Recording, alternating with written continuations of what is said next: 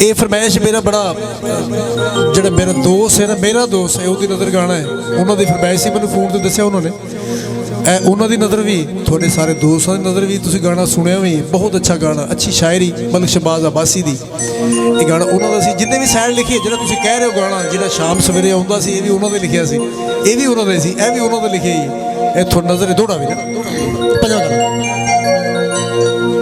दौलत नाल ना खुशियां लभदियां जे, बाजो सजना दे नहीं ईद होंदी। सज्जन कोल होवन भावें ना बोलन, ओ विछड़ गया दी नहीं उम्मीद होंदी। भावें बुरे होवन भावें होण चंगे, ओ नहीं सजना ते तनकीद होंदी। हुंदा अकबरी हज हजार मैनू, जेकर अज अब्बासी दी दीद होंदी। जोड़ी बाजां दी ते असली ईद चन्नो, ओ हुंदी दीद ए यारां दी। की बनया 365 हिजर दियां रातां रो रो असां लुघाइयां।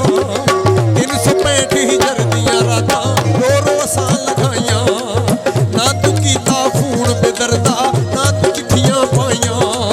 असली ईद ते सजना दी बस दीदी हुंदी ए, निकी होवे या वड्डी ईद तां ईद ही हुंदी ए।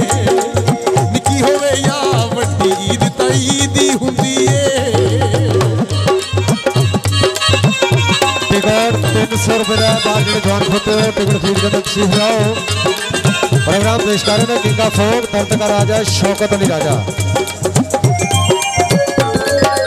ईद होवे ते यार न होवे, किस कम सजना यारी। इश्क तेरे विच भरनी पै गई सानू कीमत भारी है। इश्क तेरे विच भरनी पै गई सानू कीमत भारी, सानू कीमत भारी।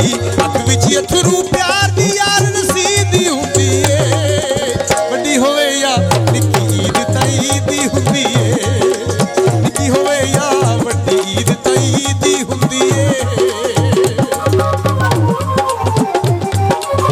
और जेडे दोस्त खड़ोते हो टिकट फीड करने सीख रहा हो। प्रोग्राम पेश कर रहे हैं किंग ऑफ फोक दर्द का राजा शौकत अली राजा।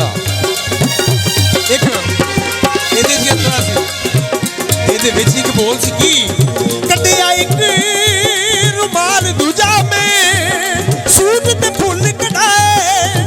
ਦੇਸੀ ਨਾਲੇ ਲੈ ਕੇ ਉੱਤੇ ਬੂਟੇ ਬੂਟੇ ਪਾਏ ਹੈ। ਦੇਸੀ ਨਾਲੇ ਲੈ ਕੇ ਉੱਤੇ ਸੋਹਣੇ ਬੂਟੇ ਪਾਏ, ਸੋਹਣੇ ਬੂਟੇ ਪਾਏ। ਲਾੜਿਆਂ ਦੀ ਬਸ ਥੋੜੀ ਜਿਹੀ ਖਰੀਦੀ ਹੁੰਦੀ ਏ। ਨਿੱਕੀ ਹੋਵੇ ਜਾਂ ਵੱਡੀ ਈਦ ਤਾਂ ਈਦ ਹੀ ਹੁੰਦੀ ਏ। ਨਿੱਕੀ ਹੋਵੇ ਜਾਂ ਵੱਡੀ ਈਦ ਤਾਂ ਈਦ ਹੀ ਹੁੰਦੀ ਏ।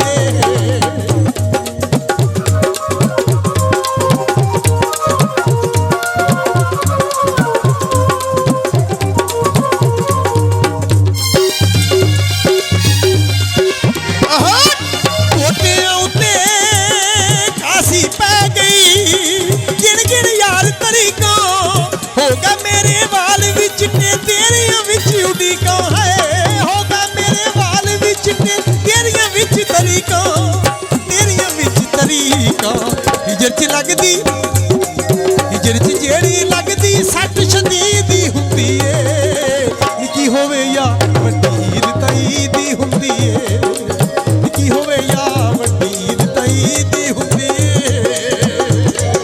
ਖੁੱਡੀਆਂ ਵਾਲੇ ਸਟੇਸ਼ਨ ਉੱਤੇ ਜਦ ਵੀ ਗੱਡੀ ਆਉਂਦੀ, ਰੋਜ਼ ਦੀਆਂ ਮੈਨੂੰ ਮਾਰ ਕੇ ਚੀਕਾਂ ਆਪਣੇ ਕੋਲ ਬੁਲਾਉਂਦੀ ਹੈ। ਰੋਜ਼ ਦੀਆਂ ਮੈਨੂੰ ਮਾਰ ਕੇ ਚੀਕਾਂ ਆਪਣੇ ਕੋਲ ਬੁਲਾਉਂਦੀ।